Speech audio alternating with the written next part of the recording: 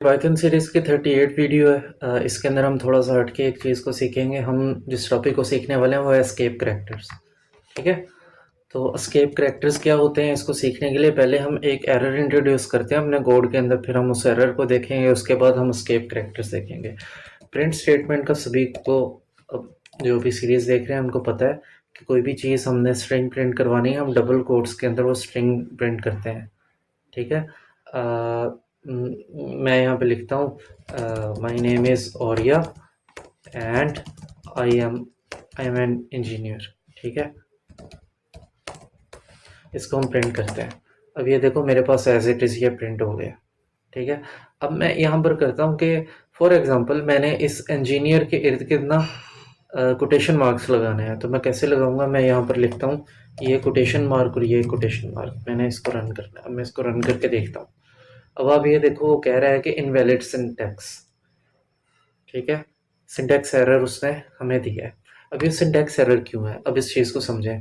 देखिए, प्रिंट वो चीज़ होती है जो हमारी कोट्स के अंदर हो, स्ट्रिंग के अंदर ना स्ट्रिंग प्रिंट होती है जो कोड के अंदर हो। अब देखो, स्टार्टिंग और एंडिंग कोड्स को फाइंड करता है सिस्टम। अब स्टार्टिंग कोड उसको ये मिल गया, इसका एंडिंग कोड कौन सा है वो देखता रहा, ये एंडिंग कोड उसको यहाँ पे मिल गया।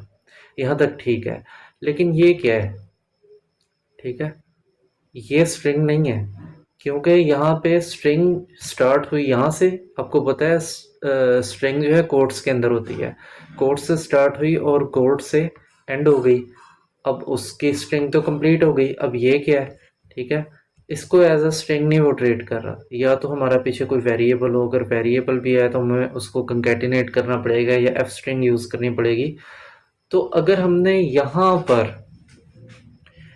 इन करैक्टर्स को शो करना है, यानी कि इन कोड्स को शो करना है, तो उसके लिए हम एस्केप करैक्टर्स यूज़ करते हैं। अब इस चीज़ को समझें, एस्केप करैक्टर क्या होते हैं, स्पेशल करैक्टर होते हैं जो हम यूज़ करते हैं किसी स्ट्रिंग के अंदर डिफरेंट करैक्टर्स को प्रिंट करवाने के लिए। ठीक है, अब जैसे ये करैक्टर है, इसको मैं प्रिंट करवाना चाहता हूँ स्ट्रिंग में, लेकिन ये अब प्रिंट नहीं हो रहे। लेकिन इनको अब मैंने प्रिंट कैसे करना है, तो मैं बैक स्लैश से इनको प्रिंट करता हूँ। ठीक है, तो इसको अब मैं बैक स्लैश से प्रिंट करने की कोशिश करता हूँ और देखते हैं कि हमारे पास क्या आता है। अब जो भी चीज़ आपकी प्रिंट नहीं ना हो रही, आपने उसके पीछे बैक स्लैश लगाना है। ये मैंने बैक स्लैश लगाई और मैंने यहाँ पर भी बैक स्लैश लगा दी। ठीक है, अब मैं इसको रन करके देखता हूँ। अब आप ये देखो मेरे पास क्या आ गया, कोटेशन मार्क्स आ गए। ठीक हो गया। तो इस तरह से हम एस्केप करैक्टर्स को यूज़ करते हैं। अब एस्केप करैक्टर्स और भी बहुत सारे होते हैं। ठीक है, अब फॉर एग्जांपल मैंने एंड के बाद का जो हमारा सेंटेंस है उसको मैंने अगली लाइन पर लेकर जाना है। अब मैं ऐसे अगली लाइन पर नहीं लेके जा सकता। चलें, मैंने ऐसे कर लिया। अब मैं इसको रन करता हूँ, देखिए मेरे पास फिर एरर आ गया, सिंटैक्स एरर का। ठीक है, तो मैं दोबारा उसको पीछे लेकर जाता हूँ। अब इसके लिए जो स्केप करैक्टर यूज़ होता है वो होता है बैक स्लैश एन। इस स्केप करैक्टर का मतलब है नेक्स्ट लाइन, यहाँ पर लाइन तोड़ो और इसको नेक्स्ट में ले जाओ। अब हम इसको रन करके देखते हैं। ठीक है, अब ये देखो, my name is Auriya and I am an engineer, next line के अंदर आ गया मेरा। ठीक है, इस तरह से और भी बहुत सारे स्केप करैक्टर्स होते हैं जो मैं आपको दिखाता हूँ। ठीक है, ताकि हम इसको, आप इसको मज़ीद अच्छे तरीके से ट्राई कर सको। तो ये हमारे पास मज़ीद स्केप करैक्टर्स हैं ये वाले। ठीक है, अब आप देखो कोट्स के लिए इस तरह से स्केप करैक्टर यूज़ होता है जो हमने करके भी देखा है। सिंगल कोट के लिए इस तरह से होता है। और फिर बैक स्लैश आपने इटसेल्फ प्रिंट करनी है, यानी कि अब देखो ना, बैक स्लैश आपकी किसी भी चीज़ को एस्केप करैक्टर बना सकती है। तो अपने बैक स्लैश ही अगर प्रिंट करवानी है तो अपने बैक स्लैश के पीछे एक और बैक स्लैश लगानी है। फिर स्लैश एन हमने देखा है कि न्यू लाइन के अंदर चला जाता है। ये देखो डैश टी हमने फासला देना है। ठीक है, यानी कि हमने एक टैब का फासला देना है, इंडेंटेशन करनी है, तो हम कैसे देंगे, वो डैश टी से देंगे। इसी तरह मज़ीद भी आपके एस्केप करैक्टर्स हैं, तो आप एक गूगल सर्च कर लें कि what are the give me a list of all escape characters, ठीक है? मैं यहाँ पर लिख भी देता हूँ आपको। तो क्या आप यहाँ पे गूगल कर सकते हैं? अ,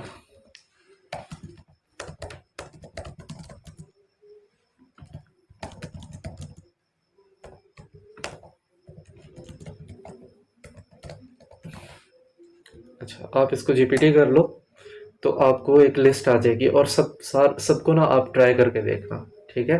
तो स्केप करैक्टर ये होते हैं। देखें, अभी जनरेटिव एआई का दौर है, और हम बहुत सारी चीज़ें जनरेटिव एआई से सीख सकते हैं, लेकिन आपको चीज़ का पता होना चाहिए कि वो एग्जिस्ट करती है। देखिए, अगर आपको पता ही नहीं है ना कि चीज़ एग्जिस्ट करती है, तो जीपीटी का होना या ना होना आपके लिए बराबर है। आपकी वोकेबलरी अच्छी होनी चाहिए, ठीक है? किसी सर्टेन डोमेन के अंदर आपकी वोकेबलरी अच्छी होनी चाहिए, आपको कॉन्सेप्ट्स का पता होना चाहिए। काम आपका जीपीटी आपको कर देगा, ठीक है? लेकिन आपको पता होना चाहिए कि ये काम के लिए वोकेबलरी कौन सी यूज़ होनी है। आप कैसे उस जीपीटी को बताओगे, आपके पास कॉन्सेप्ट्स क्या-क्या हैं जिनको आप यूज़ करते हुए जीपीटी से आप काम ले सकते हो, ठीक है? तो कॉन्सेप्ट सीखने बड़े ज़रूरी हैं। तो आपको ये सारे सिंटैक्स वगैरह याद करने की नहीं ज़रूरत, आपको सिर्फ ज़रूरत इस चीज़ की है कि आप इन कॉन्सेप्ट्स को बस एक दफ़ा गो थ्रू करो, और आपके माइंड के अंदर एक माइंड मैपिंग बन जाए कि हम इस तरह से काम करवा सकते हैं। आप ये सारा काम फिर जीपीटी को दें, जीपीटी आपको कोड दे देगा, और उसको आप रन करें। फिर कोई एरर्स वगैरह आते हैं तो आपको पता होगा कि एरर्स मैंने कैसे रिमूव करने हैं, ठीक है? तो जुड़े रहिए।